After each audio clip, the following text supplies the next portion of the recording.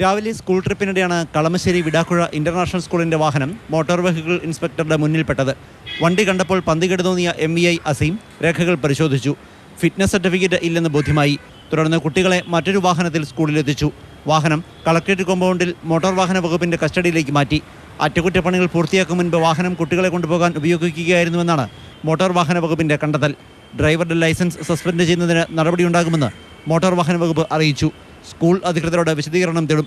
വിദ്യാഭ്യാസ വകുപ്പിനെയും വിവരമറിയിക്കുമെന്ന് RTO അറിയിച്ചു. വാഹനത്തിൻ്റെ പണി നടന്നുകൊണ്ടിരിക്കുന്ന സന്ദർഭത്തിൽ ഫിറ്റ്നസ് ഇല്ലാതെയാണ് വാഹനം വന്നത് എന്നും ഫിറ്റ്നസ് ഇല്ല എന്ന് മനസ്സിലാക്കുകയും ചെയ്തപ്പോൾ വാഹനം പിടിച്ചെടുത്ത് നമ്മുടെ കളക്ടറേറ്റ് കോമ്പൗണ്ടിലേക്ക് കൊണ്ടുവരികയാണ് ഉണ്ടായത്. ഈ വിദ്യാഭ്യാസ വകുപ്പിലേക്ക് ഇക്കാര്യം റെഫർ ചെയ്യും. ഡ്രൈവർക്കെതിരെ ലൈസൻസിൽ നടപടി ഉണ്ടാവും.